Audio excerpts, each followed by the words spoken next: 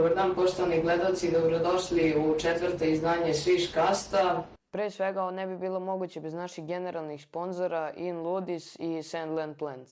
Zamislite da trenirate košarku uz pomoć veštačke inteligencije. Uz odličan uvid u vašu igru, treneri će moći da vam ukažu na greške dok igrate protiv vaših omiljenih igrača. Partneri Sviškasta In Ludis razvijaju AI platformu za trening košarke, a više informacija možete naći u opisu ove epizode. Naš današnji gost nam dolazi iz Novog Sada, on je novinar Basketball Sfera, Vuk Miloš Petrović. Dobar dan, Vuče, pre svega kako ste? Dobar dan, pre svega hvala na pozivu i moram prvo pre nego što odgovorim na pitanje da kažem da radiš stvarno super stvar i ovu priliku bi zloupotrebio da pozovem sve koji prate košarku da prate tvoj kanal. Znači zapratite Danila, zapratite Sviškast, a onda da ti odgovorim na pitanje. Pa super sam stvarno ovih dana, što je više košarke to sam bolje, a svi znamo da su aktualne olimpijske igre i da Srbija ima dobre šanse da uzme medalju. Tako da sam sad negde oko toga, naravno svi smo uključeni u to. Samo bih još da dodam u tvom predstavljanju da sam ja novinar Dnevnika, pre svega čisto da ne zanemarimo i tu stranu.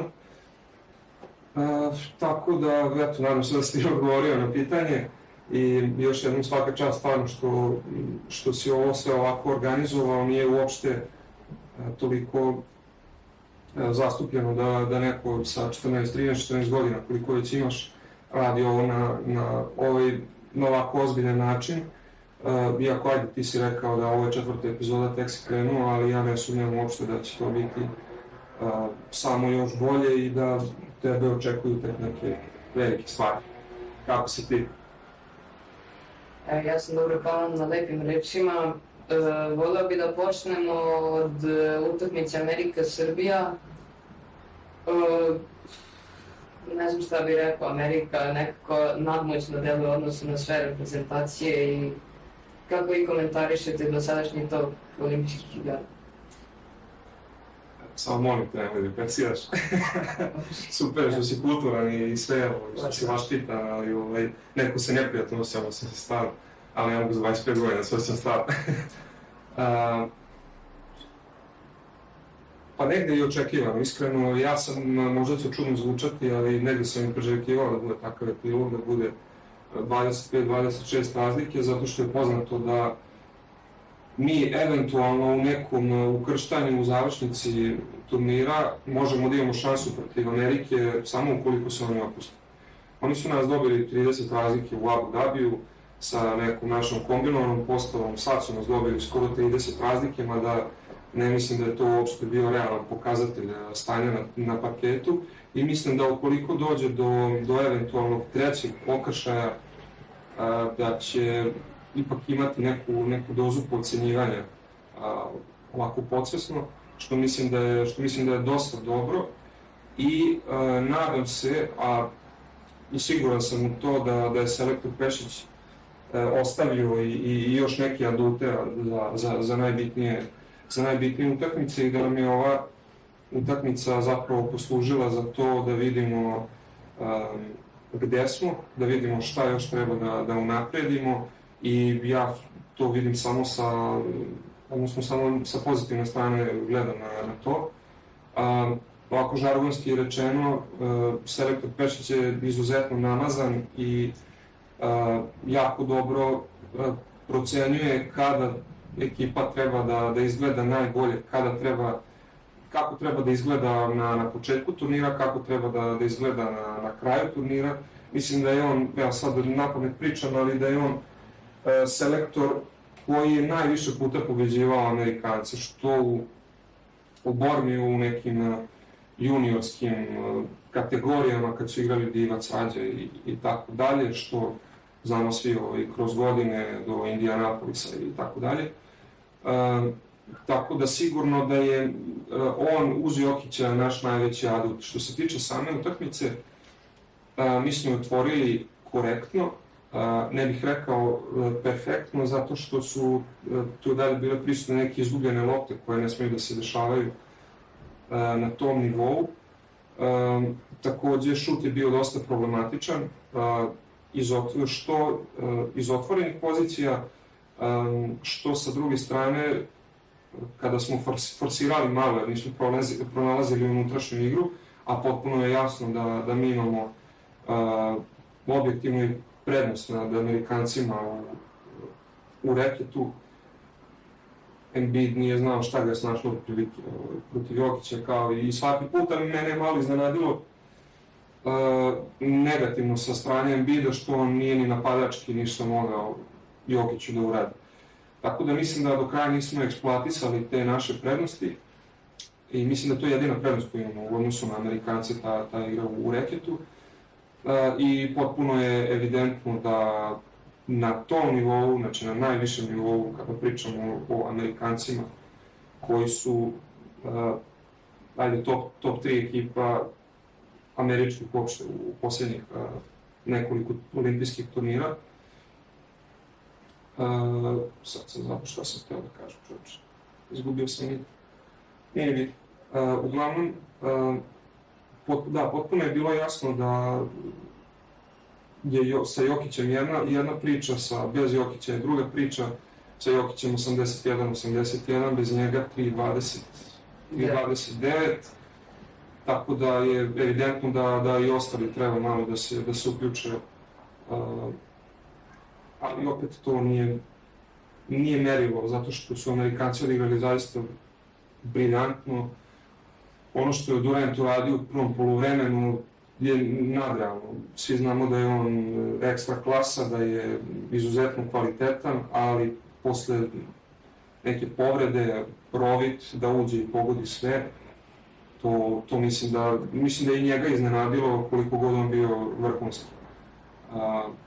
Tako da to je neki moj opšti utisak, ali kao što je rekao i selektor, ni da smo dobili utakmicu, ne mislim da bi trebalo da budemo euforični, a pogotovo da shvatamo katastrofičnu poraz, zato što realno za nas turnir tek sad počinje. Malo da skrenemo sa sportskih tema. Vi ste poreklom iz Novog Sada, tamo ste rođeni i želeo bih malo da približite našim gledalcima kako je tamo život i kako je bilo vaše detinjstvo zapravo tamo. Super zanimljiva tema, nikome nije do sad pitao kao da gostem ono svaki dan. Pa ja sam odrastao, prvo rođen sam u Novom Sadu, ali sam odrastao u Đurđevu, to je selo pored Novog Sada, i pre nekih 7 godina sam se preselio u Novi Sad kako bih završio srednju školu i kako bih upisao fakultet.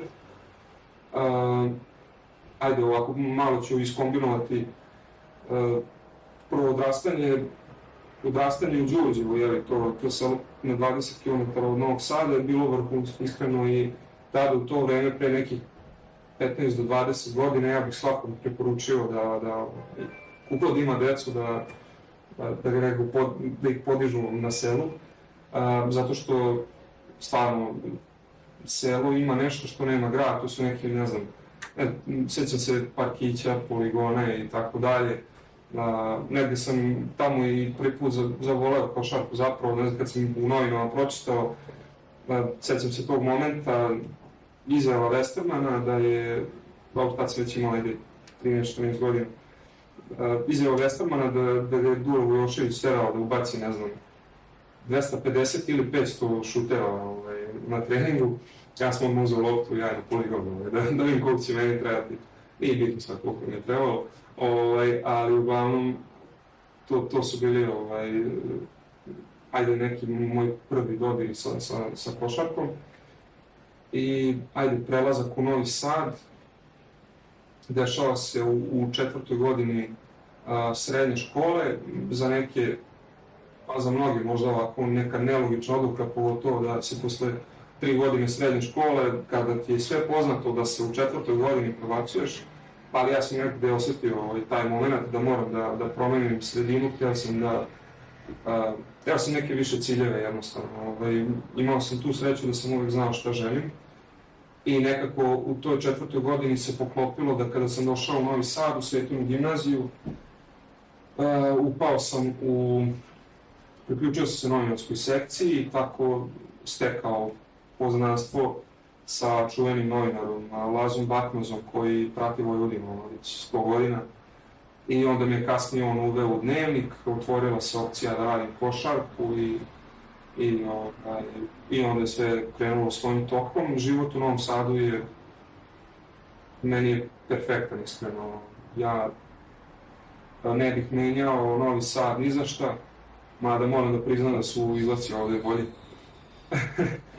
Da, ali ovako, što se tiče tih nekih svakodnevnih stvari, ne postoji, kako da kažem, nekako kada sam došao u Novi Sad, nekako mi je sve bilo veliko, sada mi je ovako sve poznato i niti je prevelik grad, niti je premali, stvarno odlično za život, svaka preporuka ako neko hoće da se preseli. Eto, lepo što smo čuli toliko reči hvale za Novi Sad. Samo sam i Beograd hvalio. Da, eto. Sada se malo vratimo na košarku.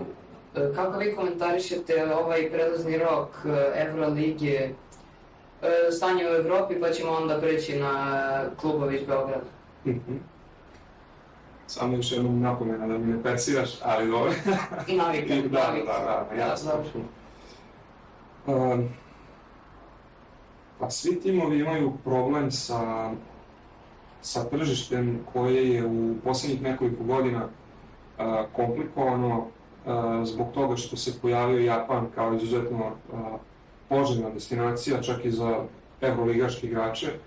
Recimo, prošle sezone Ben Bentil je igrao tamo, Hasan Martin, sada recimo vidimo da Johannes Timan, koji je sigurno bio jedan od najtraženijih evroligaških igrača, je završio takođe u Japanu, pomoćnik u Virtusu, jedan dosta kvalitetan trener Vlassi Tuov je takođe otišao u Japan i potpuno je jasno da evroligaši sada moraju da, osim što moraju da trče trku negde između sebe, da moraju da se takmiče i sa Japanom, koji je sada, naravno Kina je uvek bila još od dolaska Stefana Marberija poželjna destinacija za sve, naravno iz finansijskih razloga, nije tu nikada bilo riječ o nekom super kvalitetu ili nekim drugim razlozima.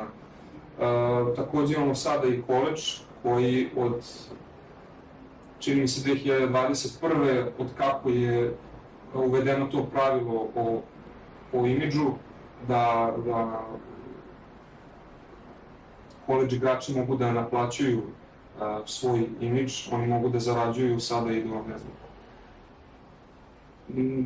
500-600 hiljada, ajde, to je recimo negde za nešto kvalitetnije od proseka igrača, a mogu da zarade i više godišnje. Govorimo o dolarima, što ovde evroligaši ne mogu da plate za te talente, tako da je to drugi problem. Imamo još jedan problem, to je problem te razvojne lige koje opet daje određeni novac i na neki način su se ugovori zbog toga, odnosno ne ugovori, nego napori evroligaša da privole jednostavno nekog kvalitetnog igrača da dođe kod njih su sada dosta veći. Sada malo sam ti dao čisto neki kontekst. Naravno, evroligaši daleko od toga da nemaju finansijskih sposobnosti. Transfer koji je ovako najznačajniji trenutno u Evropi do sada je prelazak Saša, odnosno povratak Saša Vezenkova u Olimpijakos iz Toronta, iako nije odigrao ni minut za njih, on se čak odrekao nekih $6 miliona, čini mi se, koje su bili igračka opcija njemu u narednoj sezoni da bi potpisao za Olimpijakos petogodišnji ugovor u iznosu od $20 miliona. Naravno, ok, to $20 miliona sa nekim bonusima i tako dalje, i potpuno je jasno da i dalje ima želju da igra, da jednostavno nije osjetio da je NBA liga njegova sredina i Olimpijakos nekako sa naletom, odnosno ne sa naletom, nego uzimajući u obzir tu prošlu sezonu koju je Panathinaikos pokupio sve, a oni su sada sigurno dodatno motivisani da im se revanširaju i mene raduje kao ljubitelj košarke što će taj rivalitet grčki biti podignut na još veći nivo. Takođe, onako što je za naše uslove, odnosno ne za naše uslove, nego za našu sredinu bilo najpraćenije, to je prelazak Pantera u Barcelonu. Naravno, iznenadan, niko nije očekivao da će biti baš tolika čistka u Partizanu i da postoji mogućnost da Panter ne promeni sredinu, iako je on davao neke govorom tela neke naznake da bi to moglo da se desi, ali se ne bi smatralo da je to ok, ajde, jedna sezona, pregrmećemo, pa će onda u narednoj biti sve kao što je bilo i ranije. Sada ne znam ovako napane da se setim još nekih transfera, ali to su mi ovako dva neka, naravno, ajde, ok, ti si rekao kasnije ćemo pričati o Partizanu i Zvezdi, onome što zanima ovdešnju publiku. Da, pa odmah nastavku. Da, ali sad, ajde, da se setim još nekih baš ovako super kvalitetnih transfera, ne mogu na prvu loptu, možda mogu da podsjetiš ako se setiš, ali sada je bio neki koji je odjeknuo, zabavio sam da se. Meni je lično zapao za oko Andrea Trinchieri koji je krenuo da pravi stvarnu ekipu od Alena Smajlagića, Silvijana Franciska koji je odigrao jednu ključnu utakmicu protiv Partizana i presudio u areni. I vratili su Brazdejkisa isto i ta ekipa mi deluje da može da uđe među prvih 10, kako ti to staneš? Dobro, napredujemo. Mislim da su mnogi mišljenja da Trinchieri, da je bio od početka u Žalgirisu, da bi to bilo, od početka sezone, da bi to bilo potpuno drugačija priča, međutim, oni su izgubili sada titulu u prvenstvu od Ritasa i opet nije to baš najbolji utisak s obzirom na to koliko je Žalgiris finansijski, organizaciono, igrački i tako dalje iznad svih u Litvaniji. Tako da je meni malo to poremetilo utisak cele sezone. Žalgiris standardno uvek ima kvalitetan sistem i to je ono što njih odlikuje iz godine u godinu.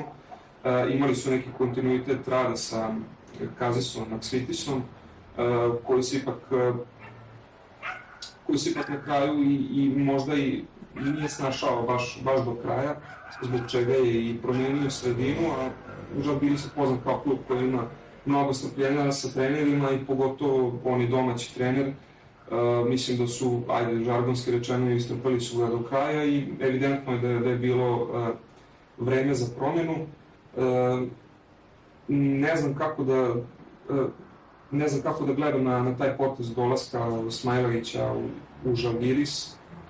Sa tako kvalitetnim trenerom sigurno da to može da pozitivno utiče na njega, ali opet on je imao dosta nekih problema što se tiče i uloge i zdravstvenih problema na kraju krajeva prošle sezone, tako da je veliki znak pitanja kako on može da izgleda. Od njega se očekivalo puno, očekivalo se da prethodne sezone bude izuzetno kvalitetan i da napravi taj dodatni iskorak koji je pokazao da bi mogao da uradi u seriji protiv Real Madrida u play-offu.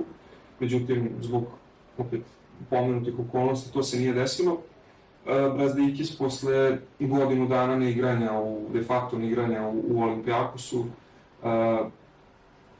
dolazi opet na dobro poznato mesto i on je možda najveće pojačanje za njih. Opet, Kevarius Hayes, treba to spomenuti, koji je jedan od najboljih centara kada je reč o switch odbrani u Evropi, ih je napustio, otišao je, potpisao je za Pariz i mislim da će veoma bitno biti kako će oni nadomestiti njega koji im je držao dobar deo odbrane. Od Žalgirisa očekujem da budu konkurentniji za top 10 nego što je to bilo prethodne sezone. Sad za neke konkretnije prognoze jako to teško uraditi. Sledeća tema o kojoj bih voleo da popričamo je srpska košarka trenutno, da prokomentarišemo malo dešavanja koje su se desila u Košarkaškoj ligi Srbije, ona pobeda Zvezde 20-0 službenim rezultatom. I moje glavno pitanje oko te teme je koliko zapravo uspesi u domaćim takmičenjima mogu da govore o jačini neke ekipe da bude konkurentna u Evropi.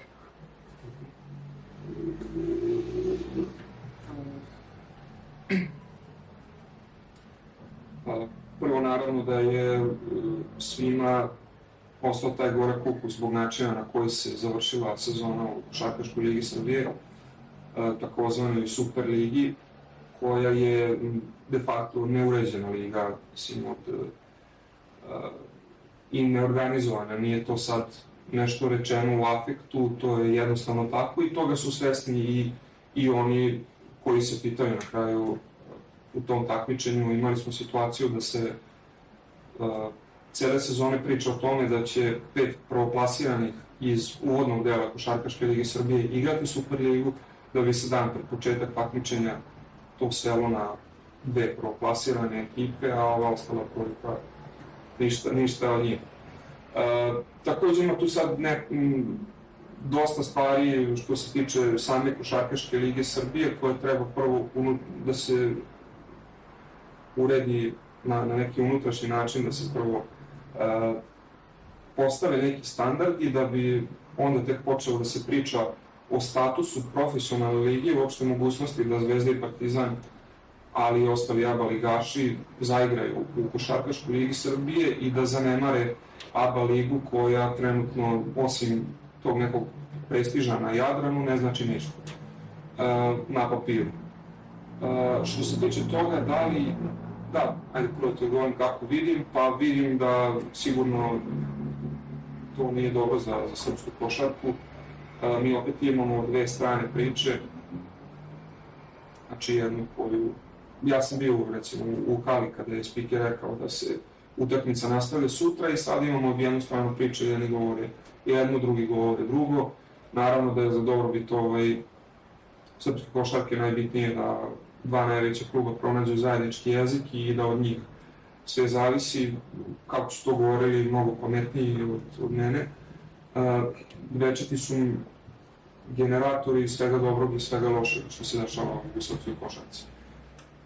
Koliko uspeh u domaćem prvenstvu može da bude pokazatelj za Euroligu, za evropsko takmičenje, pa ne mora uopšte, jednostavno nekome može Euroliga da bude prioritet, nekom domaće takmičenje, kao što smo videli da je Partizanu recimo bilo ove sezone. Ne znam, Unikaka je bila prva na kraju ligaškog dela u NDS ligi, pa opet igra, ne igra uopšte Euroligu i slično. Tako da može da znači sigurno da je pozitivno ako si ti na oba fronta najbolji. Ali da li biti dobar na jednoj strani znači biti dobar na drugoj, to ne. Sledeće pitanje je kako sportski mediji mogu da doprinesu popularizaciji sporta kako u Srbiji, tako u svetu. S obzirom da sad ima prošlog leta, odnosno prelaznog roka, smo vidjeli kako su svi mediji komentarisali situaciju Mirotić-Partizan, gde je on na kraju završio u Milanu sa tim nekim okolnostima koje niko zapravo ne zna šta se to stvarno desi. Pa jeste, tu ja ne bih sada, iako naravno medija ima svakakvih, pogotovo ima naravno i tendencioznih koji služe za, sad ja ne bih ulazio u te paranoje da su, ne znam, ovi nečiji, da su ovi Partizanovi, ovi Zvezdini i tako dalje, zato što sam negde i moji mediji bio etiketiran kao, recimo, Partizanova, ja mislim znam da to nema apsolutno vezano, ni sa čim. Tako da, onako kad gledam to negde iz drugog ugla, jasno mi je kako se ti neki mediji osjećaju, ajde tako da kažem. Što se tiče Sage Mirotić, tu opet ne bih krivio medije zato što čovjek je pružio ruku, sve je dogovorio i ništa tu mediji nisu pogrešili i što su preneli da je to gotova stvar i tako dalje. Jednostavno došlo je do Mirotić je čovjek, predomislio se i nema šta, Partizan ga nije ozvaničio, iako je sve bilo spremljeno za to kako mogu da doprinesu popularizaciji. Popularizacija, pa ne znam, mislim da sasvim dovoljno doprinose trenutno zato što nikada više nije bilo medija, to opet povlači neke druge stvari, da kvantitet ne znači kvalitet i onda ima svega i svačega. Opet popularizacija to znači da nešto ima više klikova i tako dalje, to ne mora da označava neki kvalitet.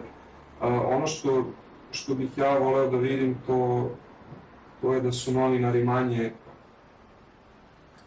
pa to ne bih rekao, da se manje ponašaju kao klonovi, iskreno kažem, zato što je to svaki i novinarski posao je kao i posao Željka Obradovića, Janisa Sferopulosa i tako dalje. Sad, što mi živimo u društvenom sistemu gde se to vrednuje finansijski mnogo više, to ne znači uopšte da su fudbaleri, teniseri, odbojkaši, košarkaši, šahisti nešto vredniji od nas u tom nekom nefinansijskom smislu. I tako i treba da se postavimo kao u najmanju ruku ravnopravni. I moja kritika kolegama je ta što se oni drugačije postavljaju, što im povlađuju dosta i što na njih gledaju kao da su oni u povlašćenom položaju. Tako da negde bih volao da se to promeni i da novinarska struka bude sa većim autoritetom jednostavno.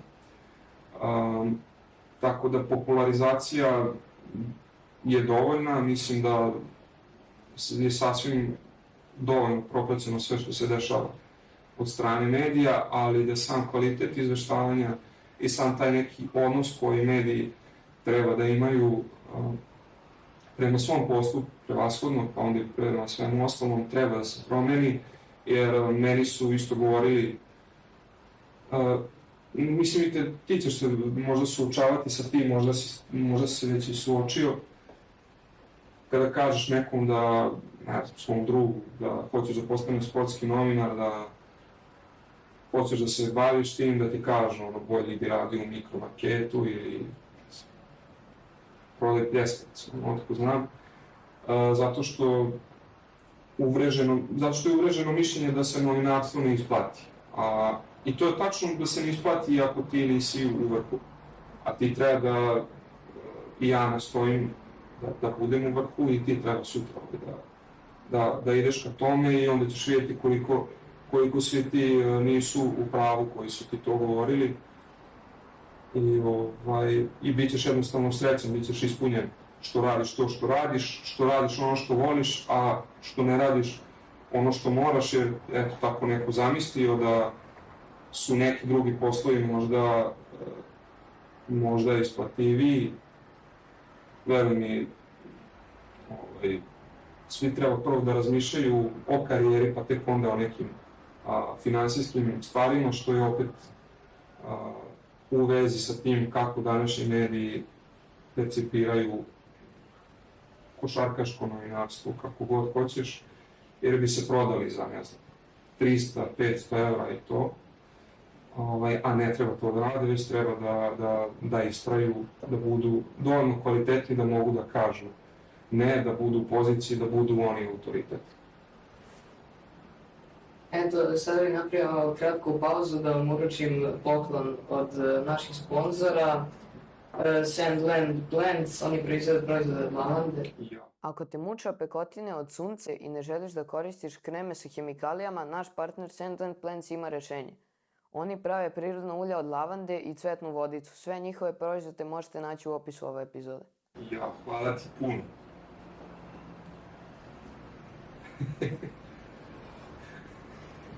Ko naći pokupio sam nikada. Sljedeća tema, odnosno pitanje, kako navijači, pogotovo u Srbiji, tako i u regionu, u Grčkoj i ostalim državama koji imaju predsjednike Euroligi, mogu da utiču na moral ekipa, rezultate i ostalih stvari. Oni su glavni faktor. Jedan od dva glavna faktora. Ajde.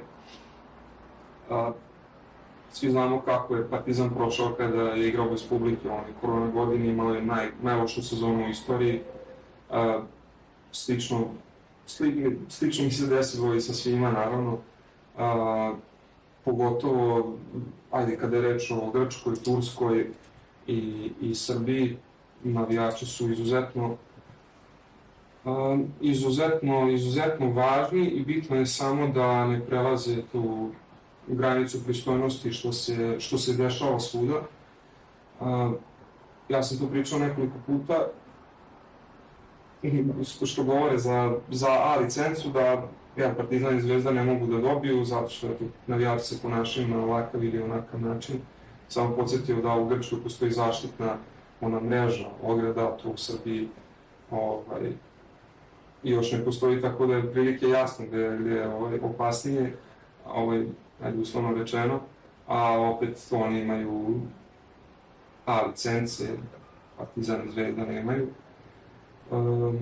Ne bih ja tu puno dužio, jednostavno kada svako ko je bio u hali, toga isto ime hala, svako ko je osjetio atmosferu i Partizana i Crvene Zvezde, i uzimajući obzir sve šta pričaju igrači, rivala koji su igrali po tim atmosferama, mislim da je potpuno jasno da je taj uticaj nemerljiv izuzetno bitan. Ostale su nam još dve stvari. Znači, prva stvar je, volio bih onda da prokomentarišemo rostere dosadašnje Partizana i Zvezde za sledeću sezonu. Znači, ja imam napisano na papiru, volio bih da obratim pažnju na linije Kečeva i petica Partizana. Znači, tu su dovedeni Charlie Jones koji trenutno blista za Južni Sudan na olimpijadi, Frank Ntilikina koji igra odbranu i ima dobar šut za 3 poena na olimpijadi, iako su svi pričali da mu to nije neka jača strana, i šuška se ime, a to je Arjan Lakić, koji je igrao za Zadar u protekloj sezoni, a na centrima su dovedeni Brandon Davis, Derrick Jones i ostaje Balša Koprivic iz prošle sezone. Kako vidiš te pick and rollove i te kombinacije u sledećoj sezoni?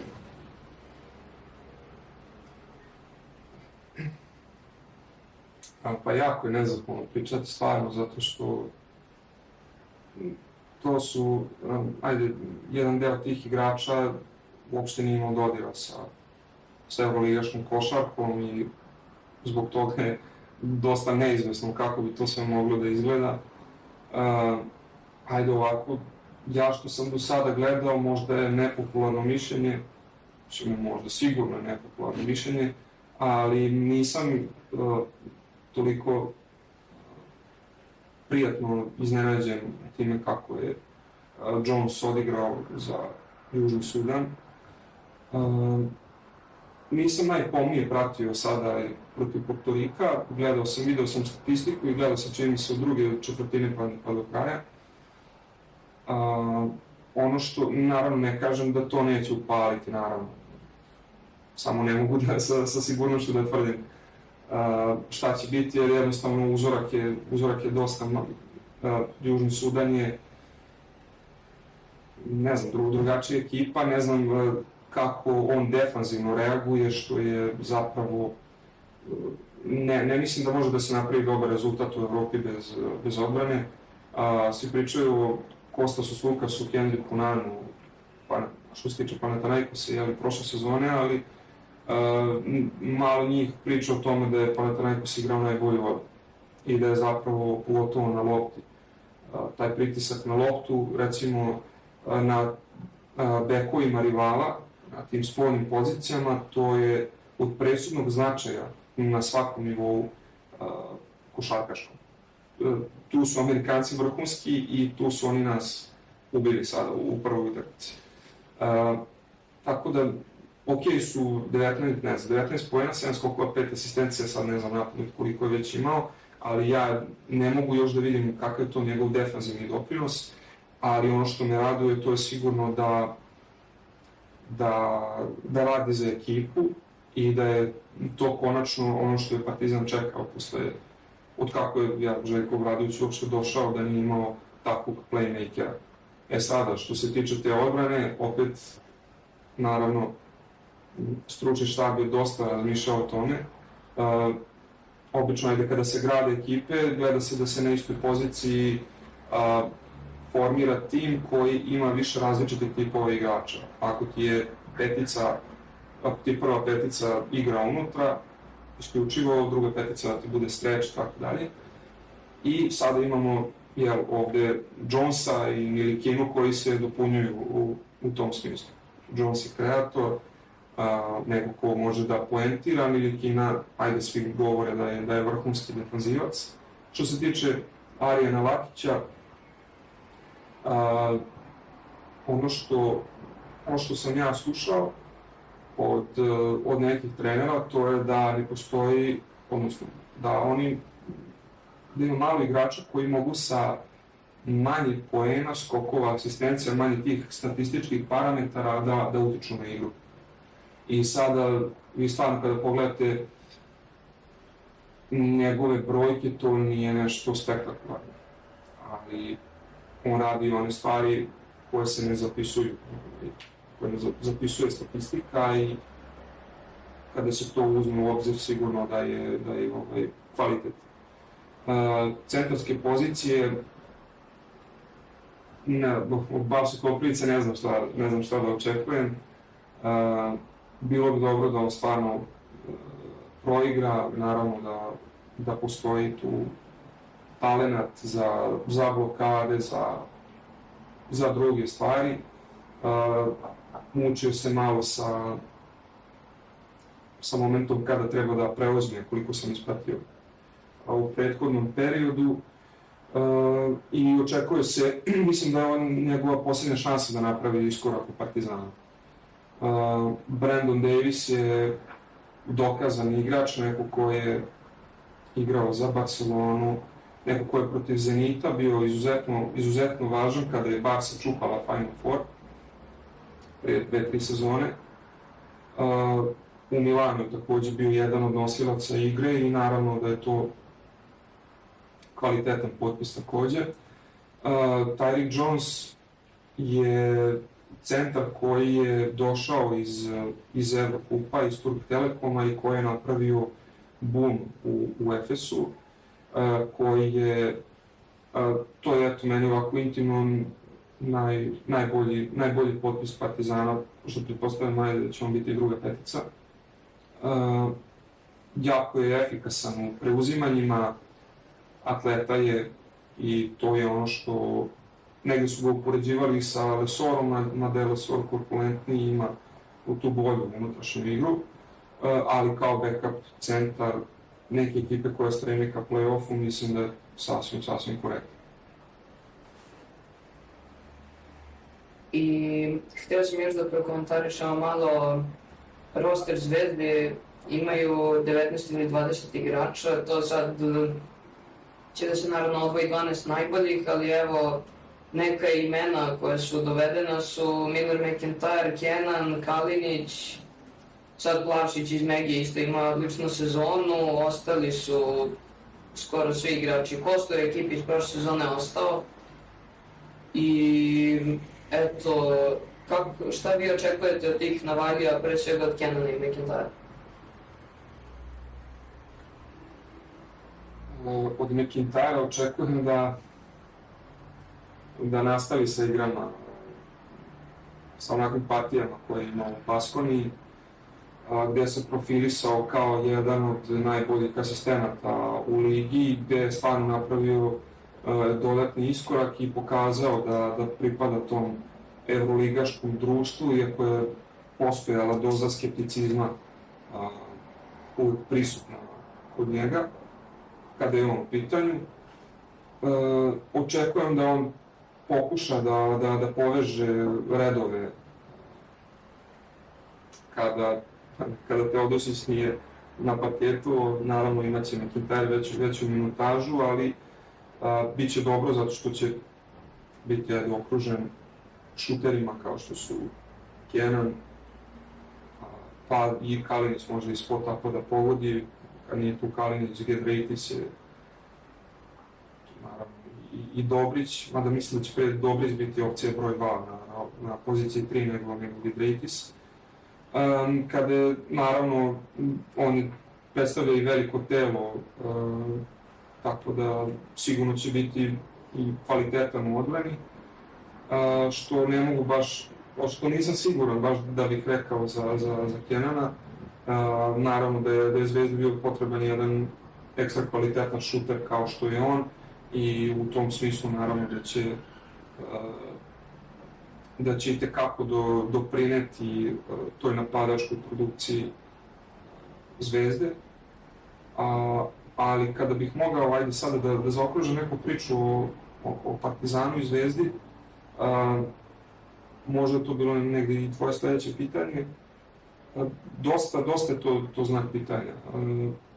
I za jedne i za druge. Mislim da bi Partizan mogao da bude u prednosti baš zbog tog trenerskog faktora koji ima, jer naravno obradujući za 2 koplja bolji od svih evroligaških trenera, jednostavno brojke govore najbolje u prilog tome, i da brojke nisu u pitanju, svi oni koji govore da je prošlo njegovo vreme i tako dalje, mogu da se osvrnu na ovu pretprošlu sezonu kada je Partizan bio nadomak toga da bude na Final Fouru sa ekipom koja realno igračkim kvalitetom nije to zasluživala, kako bih rekao. Tako da bih samo zbog tog trenerskog faktora dao blagu prednost Partizanu u evroligaškom takmičenju naredne sezone, ali je ovaj prelazni rok pokazao da jedni i drugi imaju, pored tih objektivnih problema u prelaznom rogu, kao što sam rekao, pominjući Japan i koleđ i tako dalje, da oni jednostavno nemaju tu moć da privole neke super kvalitetne igrače, da dođu kod njih, da li je to u pitanju finansijska moć ili neka druga. Sigurno da bi jedni i drugi drugačije izgledali da je Partizan potpisao Hezonju, da je Zvezda potpisala Šengeliju, ali jednostavno realnost je pokazala da je trenutno stanje takvo i da će jedni i drugi biti u velikoj borbi da dođu uopšte u play-in, a kamoli play-off, i da zapravo je negde prošla sezona bila sezona otrežnjenja. Sada ne postoji izjave da će ni jedni ni drugi napasti Final Four Evrolige kao što je to bio slučaj ranije. To je to za ovu epizodu Sviškasta. Moj 4. gost je bio Vuk Miloš Petrović, novinar Basketbolsfera. Vuče, ja ti dajem ubicu ti da se obratiš našim gledalcima da odjeliš epizodu. Ništa, poštovani i dragi gledalci, meni je bilo jako prijatno i želeo bih samo da nastavite da pratite Danila i da mu pružite još jaču podršku posle svega.